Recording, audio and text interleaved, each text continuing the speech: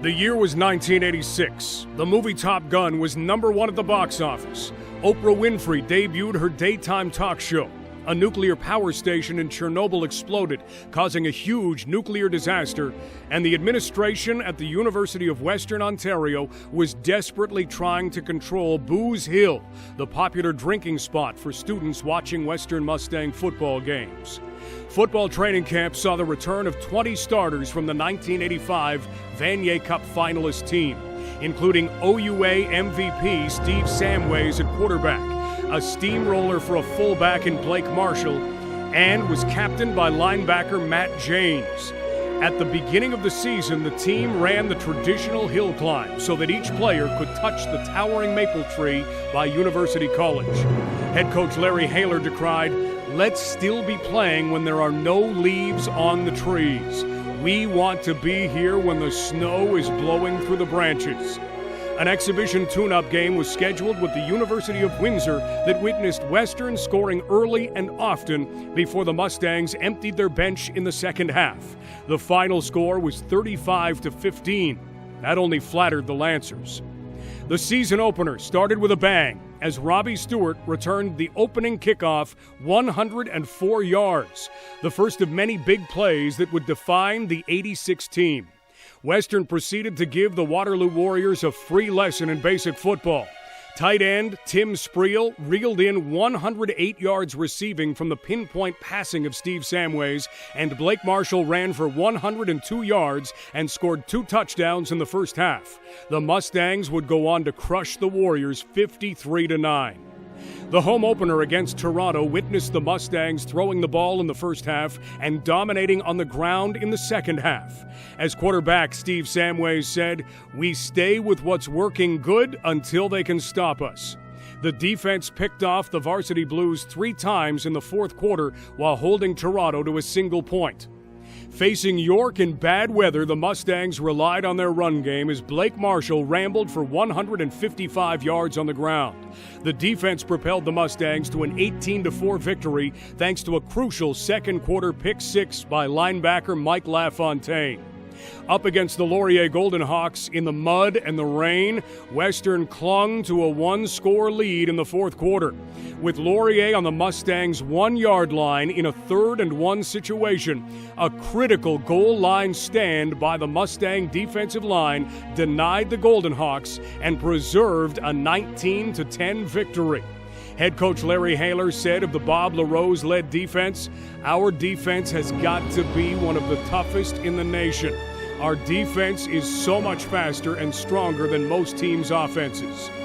In a lopsided, crushing defeat of the Windsor Lancers 51-1, fullback Blake Marshall had a statement game, rushing for 180 yards on only 17 carries, scoring 3 times, won a 46-yard romp that made it look like it was men against boys. It was his 5th consecutive league game where he rushed for over 100 yards.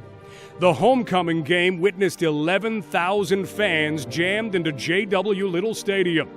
Down 24-7 in the second half, the Mustangs would rely on big plays to get themselves back in the game. A Samways to Andy Filipiuk 52-yard pass completion was the catalyst to spark the comeback. The play that really got the fans out of their seats was an electrifying 72-yard punt return by freshman sensation Dave Sapunjas, solidifying a 36-24 comeback victory over the McMaster Marauders.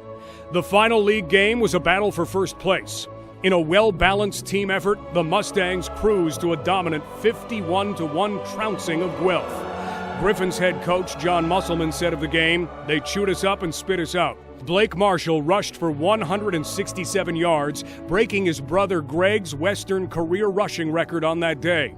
Thanking his dominant offensive line of Bruce Tharby, Bill Traynor, Bill Lindsay, Jamie Terrace, and Pierre Vercheval, the Mustangs completed an undefeated regular season.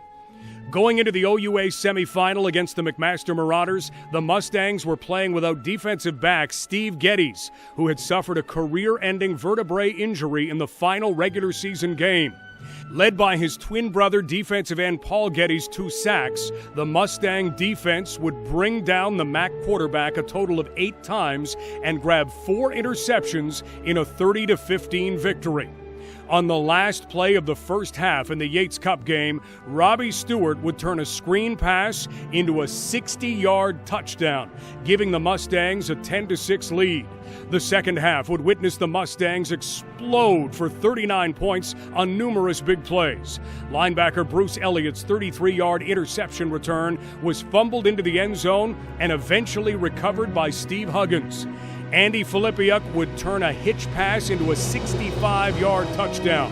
Blake Marshall would gallop for a 59-yard TD, and a 61-yard TD catch by game MVP Rick Wilkinsburg gave the Mustangs their second consecutive Yates Cup title. Traveling east to play Acadia in the Atlantic Bowl, the Mustang run game would prevail in the swirling, gusty winds. Starting with a 69-yard Rob Stewart touchdown, the game was capped by a Blake Marshall 37-yard TD run where he ran over the AUAA Defensive Player of the Year on his way to the end zone. The defense added 4 interceptions, 3 of which were picked off by defensive back Marius Locke. Blake Marshall was named the game MVP on account of his 193 total yards on the ground, worrying Mustangs across the country when he suffered a knee injury in the dying seconds of a 29-22 victory. The 1986 Vanier Cup game was played between 2 evenly matched teams struggling back and forth to gain and keep control of that elusive, intangible moment. Unfortunately, the Mustangs were on the wrong end of a miraculous final-minute comeback when the UBC Thunderbirds scored with 4 seconds left on the clock, giving them a 25-23 come-from-behind Vanier Cup title. At the end of the season, 15 Mustangs would be honored as first or second team OUA All-Stars. 4 would be recognized as first team All-Canadians, and Blake Marshall would be the recipient of the Heck Crichton Trophy as the most outstanding football player in Canada. 12 members of the 86 team would go on to professional football careers. Blake Marshall and Dave Sapungis would go on to win Most Outstanding Canadian Player awards in the CFL, and Pierre Vercheval would be enshrined into the CFL Hall of Fame. At the end of the 1986 season, Larry Haler said of his squad that played when the snow was blowing through the branches, "It's just unfortunate that heart and character can't be rewarded in more material ways." The 1986 Western football team, Mustang Legends.